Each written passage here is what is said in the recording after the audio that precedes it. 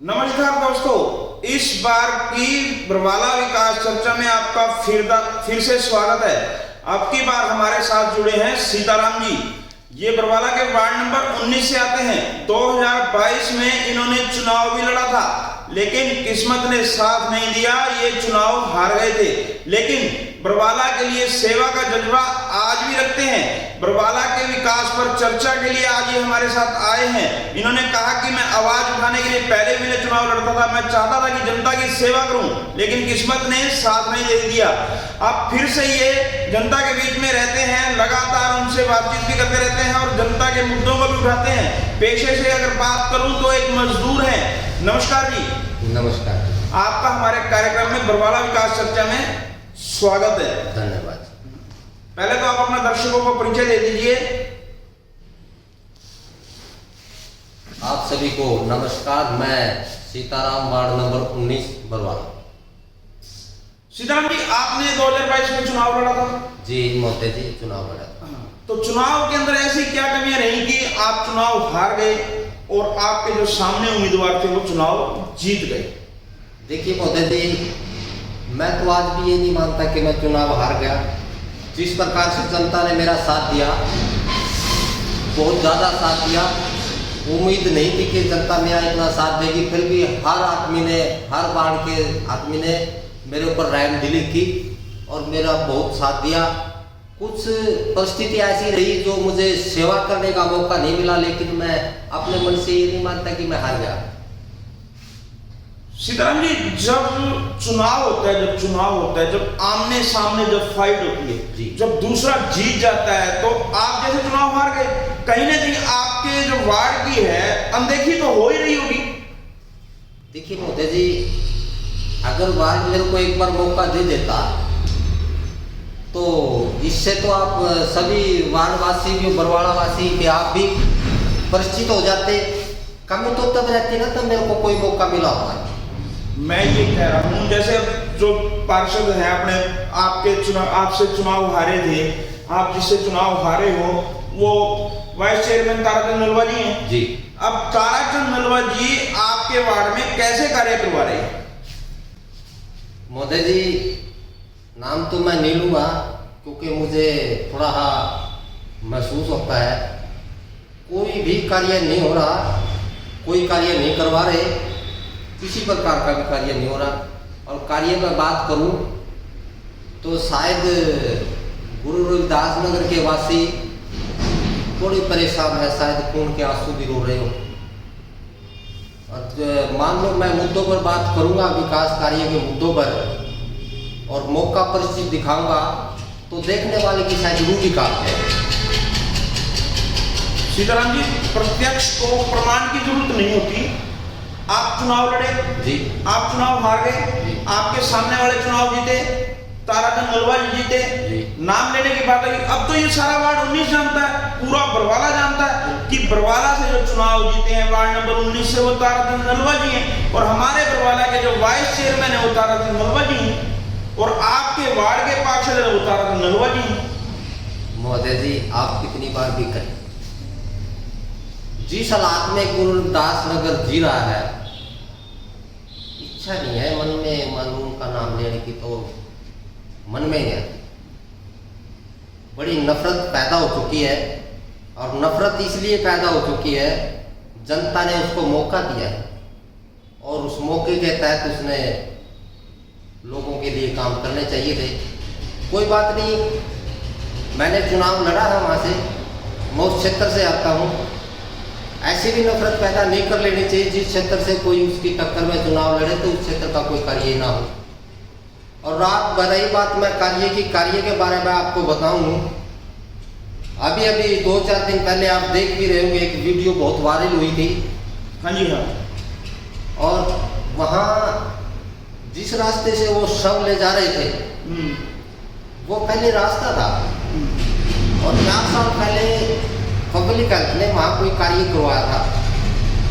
पानी की जो मेन बड़ी पाइपलाइन है वो डाली गई, पाइपें डलवाई थी, और उस दौरान वहाँ से वो रास्ता तहस नहस हो गया। अब जिसके बारे हमने पूर्व में रहे आदरणीय विधायक जोगीराम सिंह को भी कई बार वहाँ बुला के उनको ज्ञापन दिए।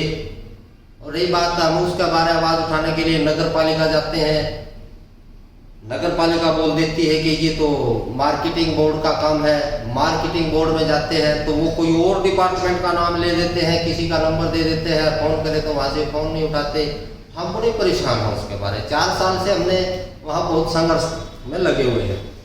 और एक हमारे साथी राज सिंह बोची हैं, गुरुदास नगर से, उन्होंने उसके बारे सीएम विंडो भी लगाई थी। अभी भी 2-3 दिन पहले सोशल मीडिया पे वो बोल रहे थे, एसडीएम ऑफिस में किसी का कारण धरना था, वहाँ भी उन्होंने आवाज़ उठाई। तो कहीं ना कहीं ये सबके दायरे में जाता है कि जिस क्षेत्र में पूंजीपति धनाढ़ दबंग लोगों के टक्कर में चुनाव लड़ने वाले लोगों की कहीं भी सुनवाई नहीं होती। सीताराम जी, जैसे आपने कह दिया कि आपका वार्ड नंबर 19 2 हिस्सों में बटा हुआ है।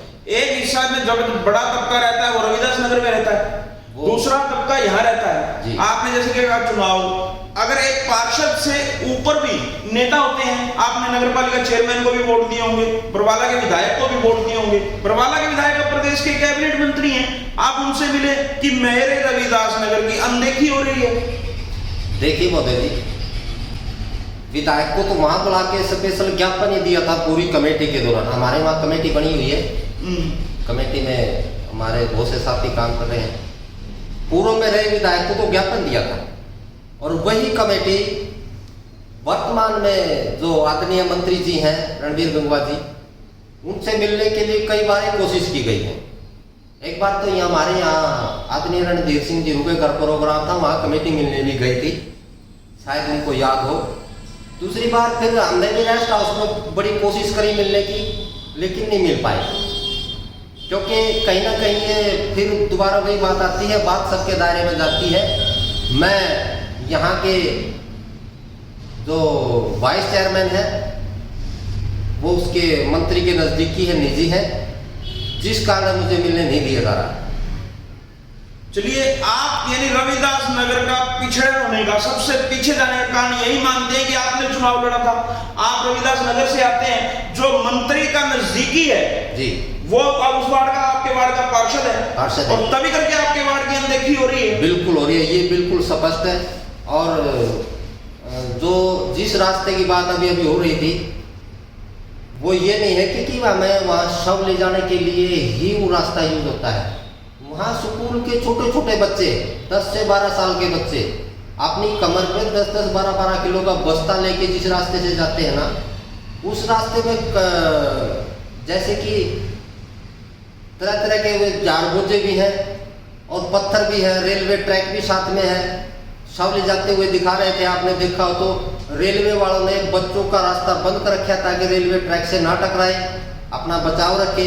बच्चे हर मुश्किल से 4 साल से लड़ रहे हैं, और मजबूरी है, कर भी क्या सकते हैं। हमने तो बहुत कोशिशें कर ली, लेकिन मैं ये स्पष्ट रूप से कह देता हूँ कि जो दबंग लोग हैं, पैसे वाले लोग हैं, अपना धन बल और अपनी दबंगता का प्रयोग करके हमारे क्षेत्र में किसी प्रकार का कोई कार्य नहीं होने देने लगे। और रही मोदी जी बात, इसी रास्ते की बात नहीं है, वहाँ के और भी बहुत से कार्य हैं।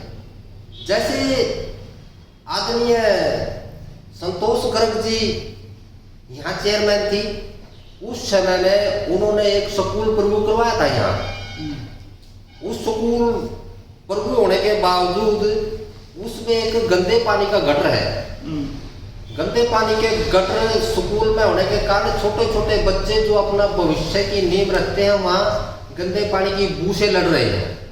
उसके बारे में बहुत सी एप्लीकेशनें लगाई, और तो क्या जी, उसके बारे तो हमने संघर्ष करके, ये मैं तथ्य लिए हुआ हूँ, नगर पालिका के रेजुलेशन कार्रवाई रजिस्टर में प्रस्ताव तक डला हुआ है।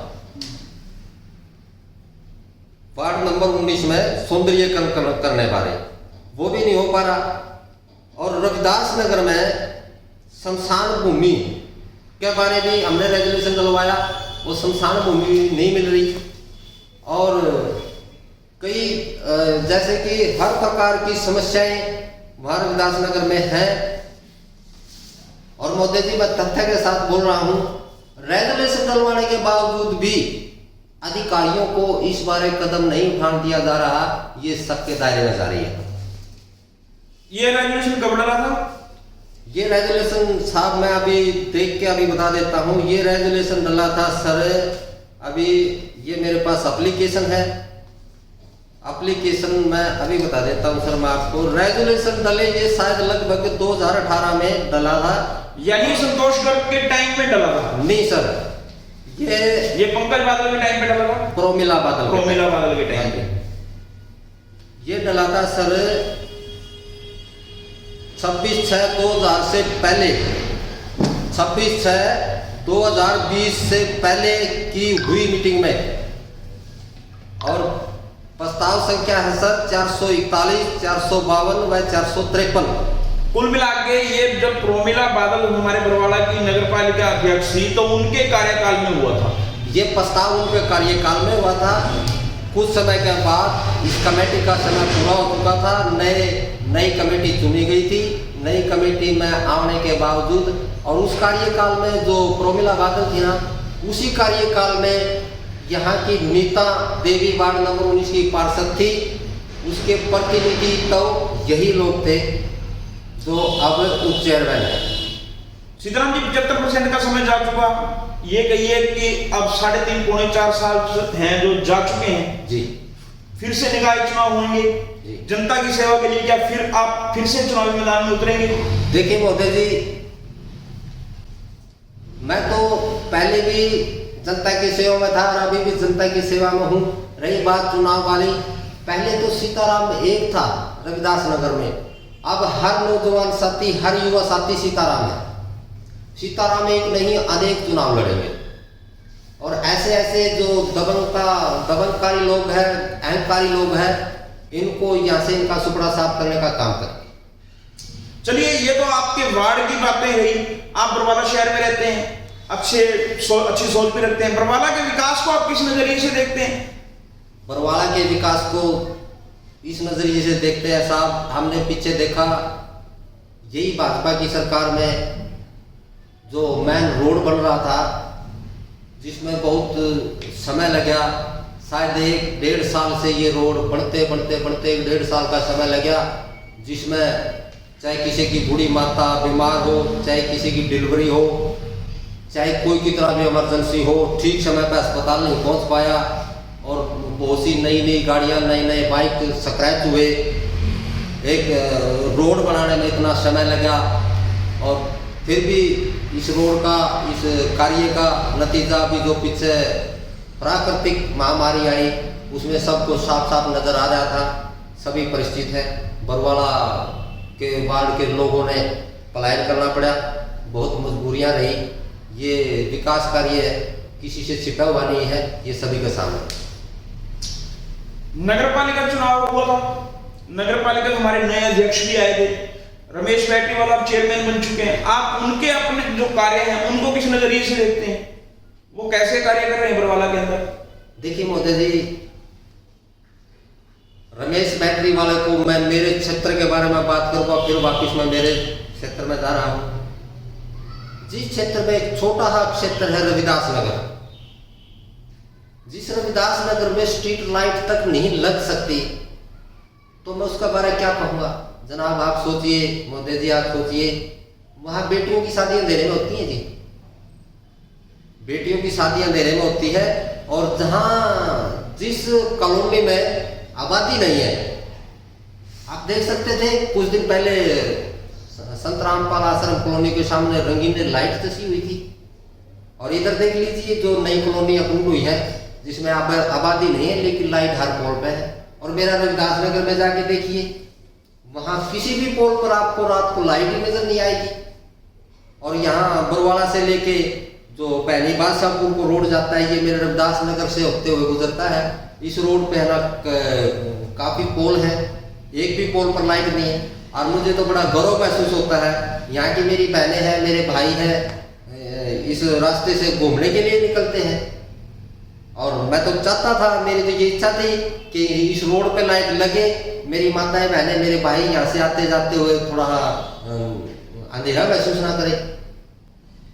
कहीं ना कहीं जैसे बरवाला के अंदर वार्ड अप्रूव्ड अनअप्रूव्ड का भी मसला चल रहा है, क्या आपकी कॉलोनी भी अनअप्रूव्ड वार्ड में आती है? नहीं, मेरी कॉलोनी सन 2014 में अप्रूव्ड हो चुकी थी, हर्बन लोकल बॉडी में अप्रूव्ड है, और अप्रूव्ड होने के बावजूद भी हमारी कॉलोनी को सीवरेज की कोई सुविधा नहीं है, ठीक जगह पर बिजली के खंभे नहीं हैं, और जिस अप्रूव्ड कॉलोनी है उस जमीन के बीचों बीच एक नहर गुजरती है, नहर जा रही है, उस नहर पर पुलिया के रेजुलेशन भी हमारे पास है, उस पर पुलिया नहीं बन रही। एक पार्ट नंबर 2 जो सरकार ने पीछे एक स्कीम चलाई थी कि मूलभूत सेवाएं के तहत हर नागरिक को पानी की सुविधाएं मिले, पीने का पानी मिले, वहाँ पूर्व में रहे विधायक के द्वारा हमने पाइप तो डलवा दी, फिर यहाँ के दबंग लोगों ने उसमें कनेक्शन नहीं होने दिया जा गया, वो पाइप दबी दबाई नहीं पड़ी है, उसमें कनेक्शन नहीं है। 4 साल के संघर्ष से तो वो पाइप दबी थी, और आज वे लोग आज भी बिना पानी के वहाँ कैसे हैं, मैं तो ये कहूँगा। और रही बात अगली, जिस रविदास नगर में पानी है, जहाँ पीने के पानी की सुविधा सरकार ने दी है, वो इतना दूषित पानी है, जहाँ से हमें पानी मिलता है बरवाड़ा वाटर सप्लाई से, जहाँ हमारी वाल बोलते हैं, देसी भाषा में बोल देते हैं वाल, यहाँ से वाल खोलते हैं, वो वाल इतनी लीकेज है कि जब पानी चलता है तो वाल लीक होकर पानी बाहर आ जाता है, और फिर वहाँ लोग सोच जाते हैं, वहीं हाथ धो लेते हैं, फिर पानी बंद होता है तो वो वापिस वाल में पाइप में चला जाता है, फिर पानी छोड़ते हैं, पाइप वाला पानी फिर हमारे घरों में आ जाता है। तो हम ये महसूस नहीं कर रहे कि वो पानी सुरक्षित है, अच्छा पानी हमें मिल रहा है पीने के लिए।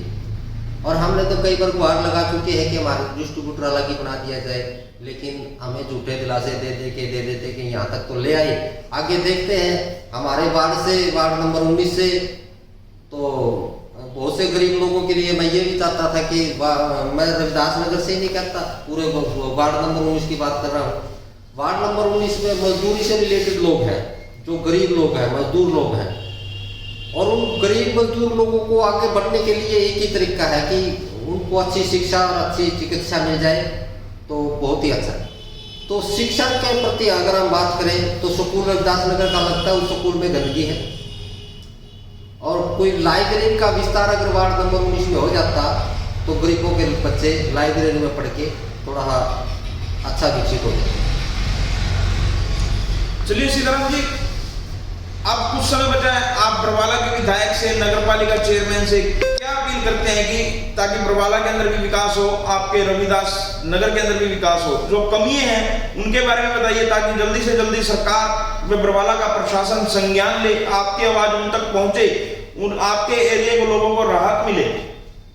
मैं आदरणीय श्री रणवीर गंगवा जी से, कैबिनेट मंत्री जी से, और श्री रमेश बैटरीवाला नगर पालिका प्रधान से यही प्रार्थना करूंगा, जनता ने आपको मौका दिया है, आप जनता हित में काम करिए। अभी जो मैंने समस्याएं आपको गिनाई है, मैं स्पेशल रविदास नगर से नहीं, पूरा बरवाड़ा की तरफ से कह रहा हूँ, बरवाड़ा में जहाँ जहाँ समस्या दिखे सभी को कृपया करके इनका निदान करें।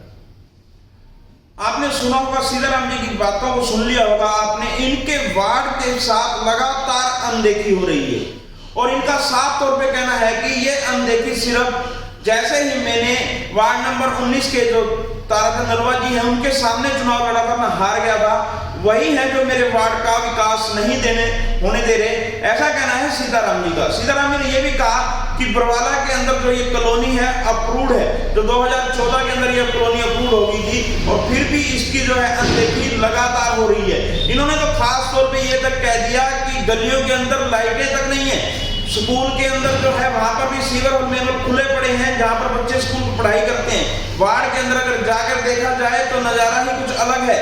और वहां का एक वीडियो भी वायरल हुआ था जहां पर अर्थी को लोग लेके जा रहे थे और रास्ते ट्रेन की पटरी के सहारे लिए जा रहे थे और एक पगडंडी नुमे रास्ते पर चल रहे थे। कभी अर्थी इधर डोल रही थी, कभी उधर डोल रही थी और साथ चलने वाले लोग भी उनके साथ कदम से कदम मिलाकर नहीं चल पा रहे थे। हम आपको फिर से बता दें कि हरियाणा लहर और हमारे सभी साथी जो चैनल हैं एक खास कार्यक्रम लेके आ रहे हैं, पार्षद रिपोर्ट कार्ड। पार्षद रिपोर्ट कार्ड के अंदर हम सभी पार्षदों की पोल खोलेंगे कि उन्होंने अपने वार्डों में क्या क्या काम करवाया है, वार्ड के जो अनदेखी हो रही है किस किस एरिया की हो रही है, वार्ड के लोग अपने पार्षद को 10 में से कितने नंबर देंगे। यह कार्यक्रम हम जल्द शुरू करने वाले हैं। इस कार्यक्रम की शुरुआत हम बरवाला के वार्ड नंबर 1 से करेंगे जिसके पार्षद संजय भादड़ जी हैं। जल्दी हमारा कार्यक्रम आएगा। पार्षद